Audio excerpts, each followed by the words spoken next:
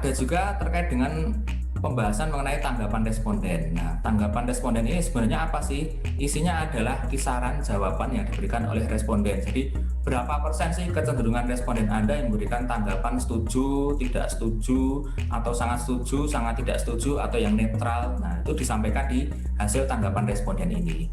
Nah, seringkali mahasiswa itu melakukan kesalahan sepele ketika dia mengkopas dari kakak tingkatnya, dari skripsi temannya yang sudah lulus.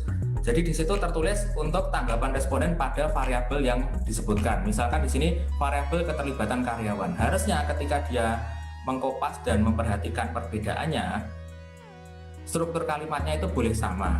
Tapi penulisan nama variabel, jumlah responden, dan jumlah indikatornya itu harus benar. Beda dengan file asli yang Anda kopas. Karena apa? Pasti berbeda, nama variabelnya beda, jumlah respondennya juga beda, jumlah indikatornya mungkin juga beda. Jadi hati-hati. Jadi ketika di sini yang dibahas adalah tanggapan responden pada variabel keterlibatan karyawan, maka harusnya di sini tertulis indikator pertanyaan keterlibatan karyawan juga. Jumlahnya berapa? Ada 9 indikator. Nah, sesuai dengan jumlah pertanyaan pada variabel keterlibatan karyawan dalam kuesioner Anda. Kemudian jumlah respondennya juga 105 sesuai dengan jumlah responden yang sudah Anda peroleh di sini. Nah, tentunya kan ini berbeda dengan punya orang lain yang Anda kopas itu. Jadi hati-hati. Nama variabel perhatikan, jumlah respondennya perhatikan, jumlah indikatornya perhatikan. Hati-hati, jangan sampai Anda salah kopas. Nah, kemudian untuk respon sangat tidak setuju, netral, dan seterusnya ini, kadang Bapak Ibu dosen itu juga melakukan cek dan recheck apakah angka yang sudah Anda masukkan di sini sesuai dengan hasil statistiknya. Jadi kadang ada beberapa mahasiswa itu dia salah ketik. Misalkan untuk 3, 5, 16, 40, 41 ini di total sebesar 105. Berarti ini sudah benar kan?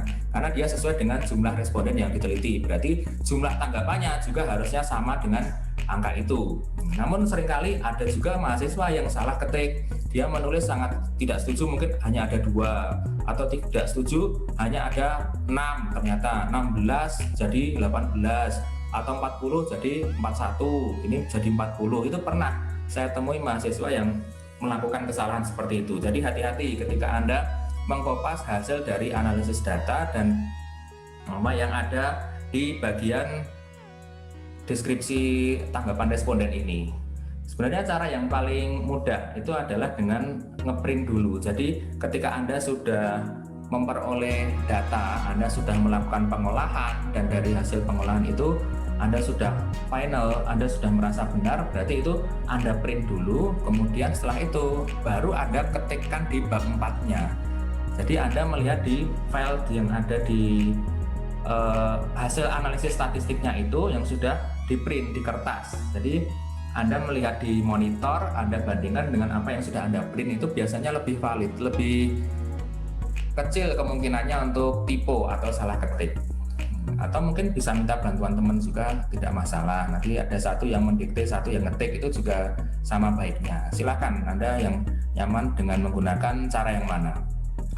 Kemudian untuk deskripsi tanggapan responden sendiri, ada hal lain juga yang perlu kita perhatikan ketika kita menemui kondisi seperti ini. Saya dapat terus bekerja dalam waktu yang lama. Ini pernyataan atau indikator untuk mengukur tanggapan responden pada variabel keterlibatan karyawan. Nah, untuk jumlah respon yang tidak setuju sendiri sebesar 26. Nah, sedangkan yang lain itu angkanya relatif kecil. Ada 5, 3, 1, 8, 1, 17, 14, 11. Nah, ini termasuk besar tapi jumlahnya tidak sebesar angka ini di indikator ketiga. Nah, kalau Anda jeli, untuk responden yang memberikan tanggapan negatif dalam jumlah yang relatif banyak seperti ini, bisa juga nantinya Anda masukkan ke saran dengan catatan variabel tersebut berpengaruh signifikan atau penting dalam penelitian Anda. Jadi di penelitian ini kan yang diteliti adalah keterlibatan karyawan menuju ke komitmen organisasi. Nah, kalau ternyata keterlibatan karyawan ini mempengaruhi komitmen, berarti hal yang perlu Anda perhatikan terkait dengan itu adalah ketika ada karyawan di perusahaan tersebut, di manufaktur di Solo Raya itu menilai saya dapat terus bekerja dalam waktu yang lama, tapi ternyata dia menanggapi tidak setuju. Berarti kan dia tidak setuju bekerja dalam waktu yang relatif lama. Katakanlah mungkin di atas 8 jam, katakanlah mungkin ada banyak lemburnya, tapi ternyata tidak sesuai dengan upah yang diberikan. Nah, ini akan menjadi catatan khusus juga bagi manajer SDM di perusahaan tersebut. Nanti bisa Anda diskusikan lebih detail dengan Bapak Ibu pembimbing skripsi Anda nantinya.